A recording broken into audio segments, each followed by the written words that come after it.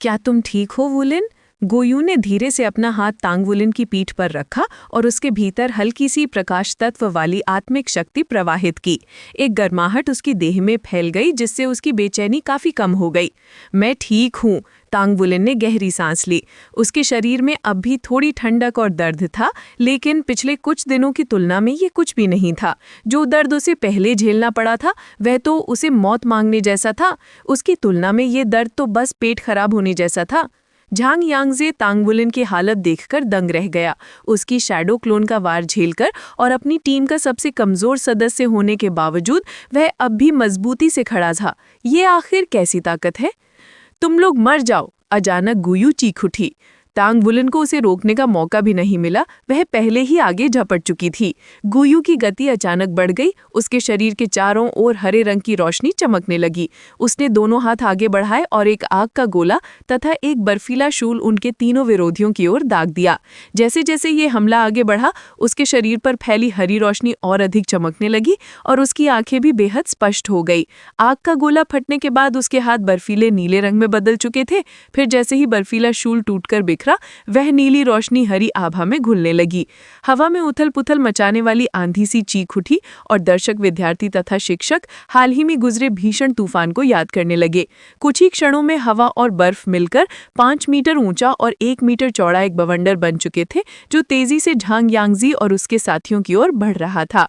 मंच पर तापमान अचानक गिर गया। उस घूमती आंधी में मौजूद बर्फीले टुकड़े अब नुकीली तलवारों में बदल चुके थे, जो हवा को चीरते हुए चुभने वाली आवाजें निकाल रहे थे। तीनों विरोधियों के चेहरे का रंग उड़ गया। वांग जिनची सबसे पहले आगे बढ़ा मोर्चा संभालने के लिए, जबकि बाकी दोनों ने अपनी अपनी आत्मिक शक्ति से शरीर की रक्षा की। बचे, पूरा मंच जैसे इस छोटे से बवंडर के नियंत्रण में था। वह उन्हें अपनी ओर खींच रहा था और उनकी गति आधी रह गई थी। उसके दायरे से निकल पाना लगभग असंभव था। लॉन्ग हेंगशु एक बार फिर स्तब्ध खड़े थे। ये एक अंगुली वाले आत्मगुरु की आत्मिक क्षमता है। क्या 1000 साला आत्मा अंगुली वाला आत्मा व्यववृद्ध भी ऐसा कर पाएगा? बर्फीला तूफान, ये हवा और बर्फ, दो तत्वों का संयुक्त हमला था। कक्षा 5 की ट्रियो में सबसे शक्तिशाली शख्स शीशी नहीं था, जिसके पास 2 मार्शल सोल और सबसे अधिक आत्मिक शक्ति थी, बल्कि गुयू थी। गुयू ने इस लड़ाई से पहले कभी अपनी सच्ची शक्ति नहीं दिखाई थी, लेकिन आज जब तांग वुलिन घायल हुआ, उसके भीतर का क्रोध जाग उठा। उसने अपनी सबसे शक्तिशाली तत्वीय क्षमता का प्रयोग किया, लेकिन ये बर्फीला तूफान उत्पन्न करते ही उसका चेहरा सफेद पड़ गया और शरीर लड़खड़ाने लगा। सौभाग्य से तांग वुलिन ने उसे पकड़ लिया। बवंडर के भीतर लगातार टकराहटों की आवाज आती रही। उसके अंदर से झिलमिलाती रोशनी से पता चलता था कि विरोधी ट्रियो अब भी अपनी बची खुची आत्मिक शक्ति का प्रयोग कर रही थी। शीशी ने अपनी लाइट ड्रैगन डैगर कसकर पकड़ी, उसकी आंखों में चमक थी। वह पहले भी इस बवंडर की ताकत चख चुका था और जानता था कि गुयू कितनी भयावह हो सकती है। 2 आत्मा अंगुलियों और अपने जुड़वा मार्शल सोल के बाद भी वह इस बर्फीले तूफान को रोक न पाता। उसे तो पहले से दूरी बनानी पड़ती। यद्यपि वह अक्सर गुयू से झगड़ता था, लेकिन उसकी शक्ति का सम्मान करता था। बर्फीला तूफान पूरे 10 सेकंड तक चला, उसके बाद धीरे धीरे छटना शुरू हो गया। मंच और उसके आसपास की हवा बेहद ठंडी हो गई। जैसे जैसे बवंडर छटा, झांग यांगजी की ट्रियो दिखाई दी। सबसे आगे वांग जिनशी था, कपड़े फटे हुए, शरीर पर चोटों के निशान। उसने अपनी बाहों से चेहरा ढक लिया था, वरना चेहरा बिगड़ सकता था। झांग यांगजी और वेई शियाओफिंग की हालत थोड़ी बेहतर थी, लेकिन वे भी पीले पड़ चुके थे। बर्फीले तूफान को झेलने में उनकी काफी आत्मिक शक्ति खर्च हो चुकी थी। दर्शक विद्यार्थियों की दृष्टि बदल चुकी थी। क्या ये सच में नई छात्रा है? भविष्य में ये कैसी शक्ति प्राप्त करेगी? शीशी आगे बढ़ा और बोला, हार मान लो। हर कोई देख सकता था कि ट्रियो आधी आत्मिक शक्ति खो चुकी है और घायल है। लॉन्ग हेंगशु भी आगे बढ़े, लड़ाई रोकने को तैयार थे। उन्हें अब समझ आ गया था कि वह घमंडी वू झानकोंग गोयू को अपनी क्लास में क्यों चाहता था। मूर्ख तो वह खुद रहा था। हम अभी नहीं हारे हैं। झांग यांगजी की आंखें अब भी तेज थीं, पर उसकी आवाज दान खींचने के कारण मुश्किल से निकल रही थी। वेई शियाओफिंग ने उसे देखा, संकोच से पूछा, क्या तुम वाकई? झांग यांगजे ने दृढ़ता से कहा, हम हार नहीं सकते। जिनची, आओ। वांग जिनची ने अचानक अपनी कमर सीधी की और आकाश की ओर दहाड़ा। उसके शरीर पर एक बार फिर वही काली आभा फैल गई। शीशी की आंखों में उपहास की झिलमिलाहट उभरी। इस हाल में भी आसमान पलटना चाहते हैं? वह तेजी से झांग यांगसे पर झपटा, क्योंकि ट्रियो का मुख्य केंद्र वही था। तभी एक काली परछाई प्रकट हुई। उसके मुंह से निकली काली रोशनी ने शीशी का रास्ता रोक दिया। अगले ही पाल शीशी ने देखा कि झांग यांगसे हवा में उठ चुका है और वांग जिनची की कमर पकड़कर उसके पीछे जा चुका है। ड्रैगन की गहरी गर्जना और चील की पुकार पूरे मंच पर गूंज उठी। झांग यांगजे और वांग जिनची की देह स्याही सी काली हो गई, जैसे कोई अजीब फ्यूजन चल रहा हो। झांग यांगजे काली रोशनी में बदलकर वांग जिनची के भीतर समा गया और उसके लिए काले पंखों का रूप ले लिया। वांग जिनची की देह बढ़ने लगी, उसकी कमर से एक बड़ी पूंछ उभरी, आर्म्स हड्डी के ड्रैगन के पंजों में बदल गए और आभा आसमान छूने लगी। दफा हो जाओ, वांग जिनशी की भारी आवाज गूंजी और उसने अपने हड्डी के ड्रैगन पंजों से वार किया। शीशी बचने की कोशिश में था, लेकिन उसके चारों ओर अचानक काला प्रकाश उभरा, जिसमें वह ऐसे फंस गया जैसे किसी दलदल में गिर गया हो। यह काला प्रकाश इतना अचानक फूटा था कि तांग बुलिन ब्लू सिल्वर ग्रास से उसे बचा ना पाया। शीशी केवल अपनी लाइट ड्रैगन और शैडो ड्रैगन डैगर से बचाव कर सकता था और फिर वह हवा में उछल गया। हवा में ही उसके मुंह से खून की फुहार निकली और तांग बुलिन को उसकी बाहों में हड्डियां टूटने की आवाज सुनाई दी। शीशी! तांग बुलिन लपक कर उसे पकड़ लिया। शीशी बेहोश हो चुका था, उसकी दोनों डैगर उसके कमजोर होते आभा मंडल के साथ फीकी पड़ गईं। तुम हरामजादो, ये सिर्फ एक मुकाबला है। तांग बुलिन गरजा और बिना सोचे उस हड्डी के ड्रैगन पर टूट पड़ा। दौड़ते हुए उसके दाएं हाथ पर सुनहरी शल्कें उखड़ने लगी, उसका हाथ मोटा होकर बदलने लगा, उसकी आंखें सुनहरी हो गईं। उसने बाएं पैर से जमीन पटकी, धमाका हुआ और वह तोप की तरह आगे उछला।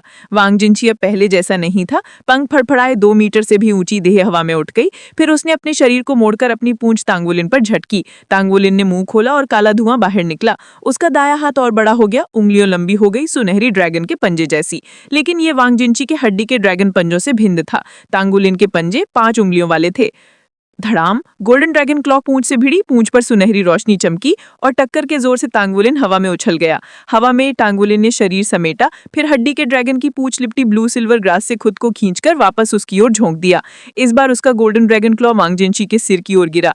वांग जिनची ने दोनों पंजे मिलाकर उस वार को रोकने की कोशिश की। तभी तांग बुलिन के मुंह से कर्कश आत्मा चीर देने वाली ड्रैगन की गर्जना फूटी। उसके शरीर से एक हल्की सी लगभग अनदेखी सुनहरी किरण एक क्षण के लिए चमकी और उसी पल वांग जिनशी के बोन ड्रैगन क्लॉ की गति अचानक धीमी पड़ गई। गोल्डन ड्रैगन क्लॉज के सिर पर प्रहार करने ही वाला था। रुको! लॉन्ग हेंगशू और ये यिंगलुओ एक साथ चिल्ला उठे। लेकिन इस क्षण तांग बुलिन के मन में सिर्फ एक ही तूफान उमड़ रहा था। शिए की घायल अवस्था देखकर उपजी प्रचंड क्रोध की लपटें। गोल्डन ड्रैगन क्लॉ अपनी पूरी शक्ति से वार कर चुका था, उसे रोक पाना असंभव था। उसी समय एक पतली सी बाँह बिना किसी आवाज के उसके दाहिने हाथ पर आकर पड़ी और हल्के से धक्का देती हुई प्रहार की दिशा मोड़ गई। सिर की बजाय ये हमला वांग जिनशी के दाहिने पंजे पर आ गिरा। धड़ाम! विशालकाय रूप में होने के बावजूद वांग जिनशी जोरदार धमाके के साथ जमीन में धंस गया, जबकि तांग बुलिन प्रतिघात के कारण हल्के से उछलकर दूसरी ओर उतर आया। बस! एक ठंडी तेज आवाज हवा में गूंजी, जैसे सुबह की घंटी और शाम के नगाड़े एक साथ बज उठे हों। उसी पल तांग बुलिन क्रोध से जाग उठा। वू झांगकोंग उसके पास खड़े थे, अपनी बाहों में घायल शिए को खामे हुए। वांग जिनशी का बोन ड्रैगन क्लॉ अजीब सी दिशा में मुड़ा हुआ जमीन पर पड़ा था और उसकी पूंछ पर भी साफ साफ फ्रैक्चर के निशान दिख रहे थे, जहां तांग बुलिन का प्रहार लगा था। उसी क्षण काले रंग की एक लहर वांग जिनशी के परिवर्तित शरीर से अलग होकर निकल गई। दोनों बच्चे सामान्य रूप में लौटते ही दर्द से भरी चीखें निकाल उठे। झांग यांगजी जमीन पर पड़ा था, दोनों पैर टूटे हुए। वांग जिनशी की दाहिनी बाह भयानक कोण में मुड़ी हुई थी, दोनों दर्द से कराह रहे थे। ये मुकाबला किस भयावह रूप में बदल जाएगा, किसी ने कल्पना नहीं की थी। टीचर वू, आप अपने छात्रों को इतनी हिंसा कैसे करने दे सकते हैं? ये यंगलुओ क्रोध में उबलते हुए मंच पर आ उतरी और वू झांगकोंग पर उंगली तान दी। वू झांगकोंग ने सिर्फ तांग बुलिन से कहा, चलो। शुरुआत से अंत तक उन्होंने ये यंगलुओ की ओर एक नज़र भी नहीं डाली। ये यंगलुओ उन्हें रोकना चाहती थी, लेकिन उसी क्षण वू झांगकोंग से निकलती बर्फ सी धारदार आभा ने उन्हें जड़ कर दिया। वो मौत सी ठंडक पूरे शरीर में उतर गई। तांग बुलिन के हाथ सामान्य होते ही एक कमजोरी की लहर उस पर छा गई। भले ही उसने पहले काला धुआं बाहर निकाल दिया था, फिर भी उसके पेट की गहराइयों में वो बर्फ सी ठिठुरन अब भी बची हुई थी। वू झांगकोंग के पीछे चलती गुयुए थी, जिसकी नज़र शिए पर ही थी। तीनों साथ साथ मंच से उतर गए। मंच पर खड़े लॉन्ग लेंगशू का चेहरा काले बादलों जैसा गंभीर हो चुका था, मानो चेहरे से पानी टपक रहा हो। ये बार मामला बहुत खराब हो गया था। क्लास प्रमोशन टूर्नामेंट में 3 छात्रों का इतनी बुरी तरह घायल होना, और वो स्वयं रेफरी, ये कई सालों में पहली बार हुआ था। वू झांगकोंग सीधे शिए को लेकर चिकित्सालय पहुंचे, जहां उपचार प्रकार की मार्शल सोल वाली एक अध्यापिका ने उसकी जांच की। सौभाग्य से ये सिर्फ फ्रैक्चर था। दोनों बाहों में हड्डी में दरारें थीं, चोटें हल्की नहीं थी परंतु जीवन के लिए खतरा नहीं था। उसके आंतरिक अंग सिर्फ थोड़ा झटके से प्रभावित हुए थे, इसलिए बस आराम और समय की जरूरत थी। तांग वुलेन के भीतर की काली ऊर्जा भी शिक्षक ने दूर कर दी। टीचर वू, मैं, तांग वुलेन बोला। कुछ समझाना चाहता था पर उस मौन और ठंडे चेहरे में कोई हलचल नहीं थी। कहने की जरूरत नहीं, तुमने कुछ गलत नहीं किया, तुम दोनों जाकर आराम करो, वू झांगकोंग ने निर्लिप्त स्वर में कहा। ओह, तो शिए, तांग वुलेन झिझकते हुए बोला। मैं यही हूँ, वू झांगकोंग ने उसे देखा। उस क्षण तांग वुलेन को अचानक लगा कि ये ठंडे स्वभाव वाला शिक्षक उतना ठंडा नहीं था। तांग वुलेन और गुयुए चिकित्सालय से बाहर निकले, दोनों के मन भारी थे। शिए की दोनों बाहें टूट चुकी थी। ये छोटी बात नहीं थी। तांग वुलेन अपराध बोध से भरा हुआ था। यदि वो जरा सा तेज होता और ब्लू सिल्वर ग्रास से शिए को खींच लेता तो ये चोटें नहीं होती। कप्तान होने के नाते ये उसकी चूक थी। ज्यादा मत सोचो, गुयुए ने मुड़कर कहा।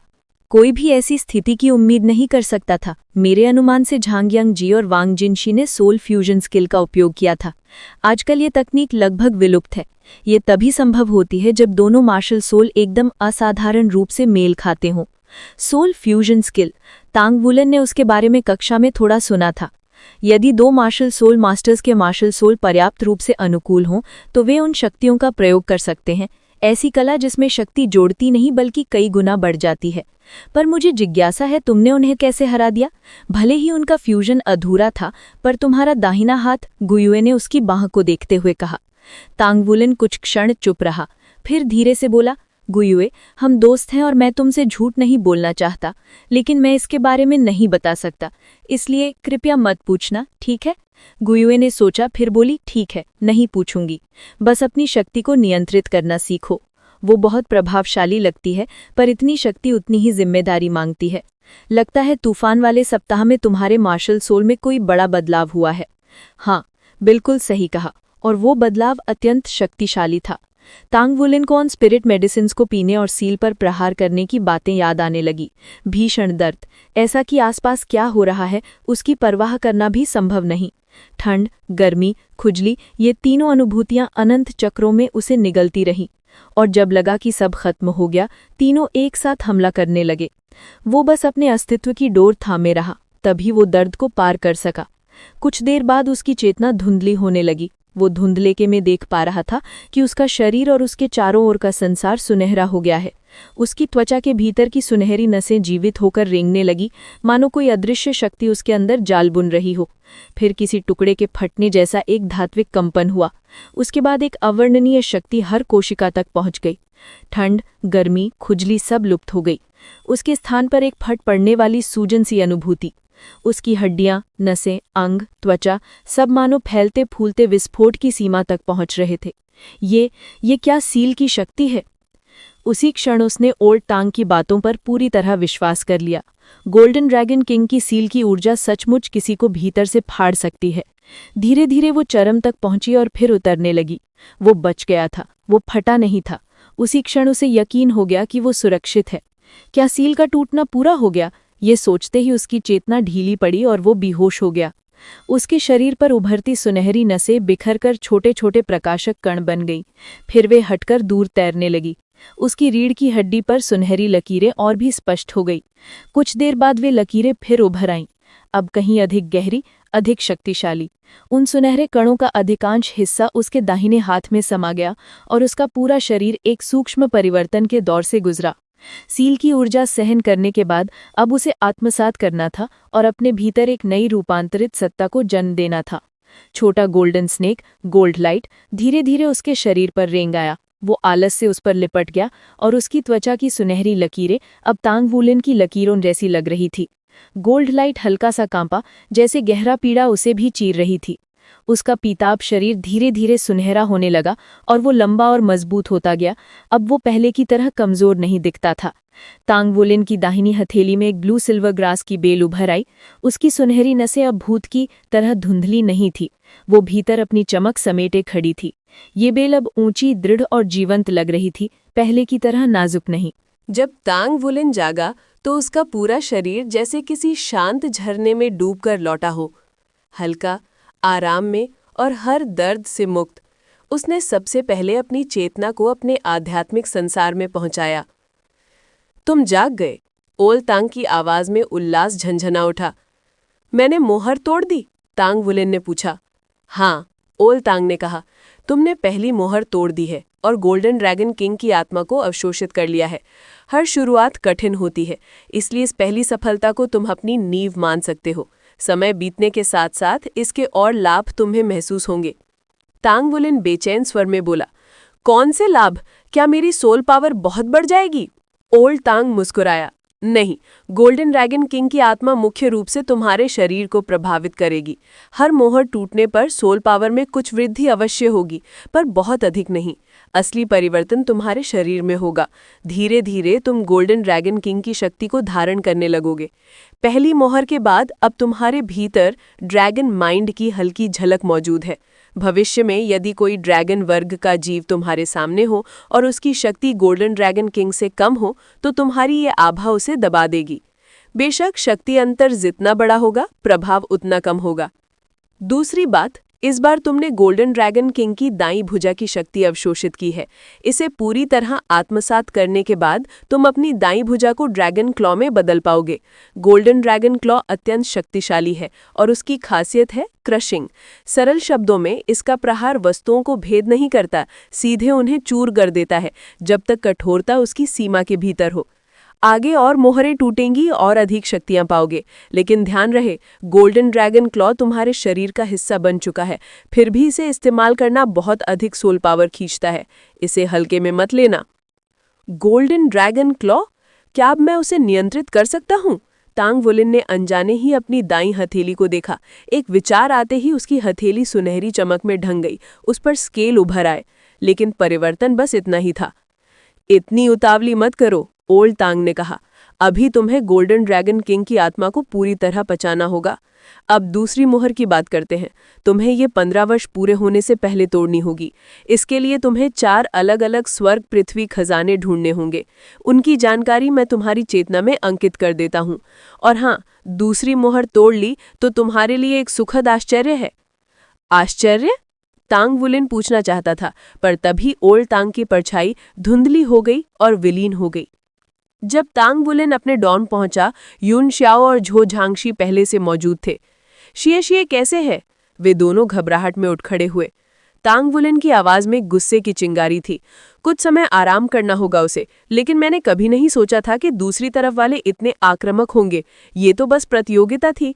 यून श्याओ और झो झांगशी ने एक दूसरे को देखा। फिर यून श्याओ ने हल्की खांसी की। तुम भी कम नहीं थे। झांग यांगजी की दोनों टांगे टूट गई और वांग जिनची का दायां हाथ भी। सुना है वे श्याओ फेंग तो इतना डर गया कि उसने अपनी पैंट ही गीली कर दी। तांग वुलिन एक क्षण के लिए अवाक रह गया। सोचने पर याद आया कि संयुक्त रूप में झांग यांगजी की टांगे शायद वांग जिनची की पूंछ बन गई थी और उसी पर उसके ड्रैगन क्लॉ की क्रशिंग का प्रहार पड़ा था। तब उन्होंने बस जान बचाने की कोशिश की थी, इसलिए वो इन बातों पर ध्यान ही नहीं दे पाया था। पीछे मुड़कर देखने पर लग रहा था कि उनका युक्त रूप अभी अधूरा था, तभी तो चोटों के बावजूद वे कुछ कुछ हिल पा रहे थे। अगर उनका फ्यूजन पूर्ण होता तो शायद तांग वुलिन जीत ही ना पाता। गोल्डन ड्रैगन क्लॉ ने उसकी दाईं भुजा की शक्ति को विस्फोटक रूप से बढ़ाया था, लेकिन ये वृद्धि भी सीमित थी। उसके हिसाब से अभी ये बस 2 गुनी ताकत दे रहा था। सबसे महत्वपूर्ण तो उसकी क्रशिंग क्षमता ही थी। आखिर डायरेक्टर ने विजेता किसे घोषित किया? तांग वुलिन ने पूछा। यून श्याओ ने सिर हिला दिया। किसी को नहीं। लॉन्ग हैंगशू का चेहरा तो इतना बिगड़ गया था कि लगता था फट पड़ेगा जब वो तुम्हारे उपचार की व्यवस्था कर रहा था। लेकिन सबने देखा, अगर टीचर वू ने बीच में न रोका होता तो तुम सामने वाले दोनों को अपंग कर सकते थे। तुम्हारी ताकत हमने सोचा भी नहीं था। तुम्हारा दायां हाथ असल में है क्या? तांग वुलिन ने एक कड़वी मुस्कुराहट दी। मेरे मार्शल सोल में बदलाव हो गया है। मैं खुद पूरी तरह नहीं जानता ये क्या है। खैर, मैं ध्यान करने जा रहा हूँ। इस मुकाबले की कड़वाहट उसके दिल में गहरी उतर चुकी थी। इम्पल्सिव अंतिम प्रहारों का पछतावा उसे भीतर तक कुतर रहा था। काश वे सब ठीक हो। कम से कम उन्होंने मुकाबला जीत लिया था। टूर्नामेंट के बाद उन्हें क्लास 1 मिल जाएगी। लंबे संघर्ष और गोल्डन ड्रैगन किंग की आत्मा अवशोषण के बाद ये पहला मौका था जब उसे आराम मिला और वो तुरंत गहन ध्यान में डूब गया। अकेडमी के अध्यक्ष का कमरा। ये हुआ कैसे? अध्यक्ष यू ज़ेन की भौहें पत्थर की लकीर की तरह खिंच गई। लॉन्ग हैंगशू ने कड़वाहट से कहा, इस बार के नए छात्र असाधारण प्रतिभा वाले हैं। मेरी गलती है, मैं समय पर उन्हें रोक नहीं पाया, पूरी जिम्मेदारी मेरी। लेकिन सच कहूं तो ये नए छात्र भविष्य में ईसी एकेडमी की रीढ़ बन सकते हैं यदि उन्हें सही दिशा दी जाए। आज की स्थिति बिगड़ने का कारण ये था कि क्लास 1 के 2 सोल ग्रैंड मास्टर्स ने अधूरी सोल फ्यूजन स्किल का प्रयोग किया। मुझे लगता है ये कौशल कम से कम 3 रिंग होने पर ही पूर्ण रूप से उपयोग में लाया जा सकता है। Soul fusion skill? यूजेन की आंखें चमक उठी। आश्चर्य ने उनके गुस्से की तीक्ष्णता को कुंद कर दिया। हाँ, अधूरा होते हुए भी इतनी शक्तिशाली कि शिए की दोनों बांधें चकनाचूर कर दी। लेकिन असली आश्चर्य उसके बाद आया। क्लास 5 का एक 10 वर्ष की रिंग वाला 1 रिंग सोल मास्टर अचानक विस्फोटक शक्ति में बदल गया। उसकी दाईं भुजा ड्रैगन क्लॉ बन गई। 2 वार में उसने उस सोल फ्यूजन स्किल को तोड़ दिया। सौभाग्य रहा कि उसे समय पर रोक लिया गया, वरना सामने वाले छात्र अपाहिज हो सकते थे। यूजेन स्तब्ध रह गया। एक 1 ring soul master, dragon claw, और उसने 2 सोल ग्रैंड मास्टर्स की फ्यूजन स्किल तोड़ दी। ये किस कहानी की बात कर रहे हैं? लॉन्ग हेंगशू ने गहरी सांस ली। मुझे भी विश्वास करना कठिन लग रहा है, पर हजारों छात्रों और शिक्षकों ने ये अपनी आंखों से देखा है। यदि संदेह हो तो जांच कर लीजिए। मेरे विचार से तांगवुलिन की ये भुजा परिवर्तन क्षमता शायद बॉडी मार्शल सोल है, जैसा कि श्रेक अकेडमी की कथाओं में मिलता है। Shrek academy? ये नाम ही ईस्ट सी अकेडमी के अध्यक्ष की आंखों में श्रद्धा भर देता था। यदि ये सच है तो आज की घटना को हम माफ कर सकते हैं। ये वाकई अप्रत्याशित था। डायरेक्टर लॉन्ग, इस पर विस्तृत रिपोर्ट मुझे दें। तांगवुलिन का मार्शल सोल पहले निकृष्ट ब्लू सिल्वर ग्रास था। यदि ये परिवर्तन बॉडी मार्शल सोल का रूप है तो हो सकता है उसके पास ट्विन मार्शल सोल हों, और यदि ऐसा है तो वो कचरा नहीं, प्रतिभा है। अध्यक्ष, मेरे पास एक प्रस्ताव है। क्या? यूजेन ने सतर्कता से पूछा। लॉन्ग हेंगशू ने लंबी सांस ली। पहली कक्षा की स्थिति देखते हुए मुझे लगता है कि क्लास प्रमोशन टूर्नामेंट जारी रखना उचित नहीं होगा। आज जो शक्ति हमने देखी, दूसरी कक्षा तो क्या, तीसरी कक्षा भी शायद इनके सामने टिक न पाए। ऐसे प्रतिभाशाली छात्र एक वरदान भी है और खतरा भी। इसलिए मुझे लगता है कि हमें इन नए छात्रों को विशेष व्यवहार देना चाहिए। किस तरह का विशेष व्यवहार?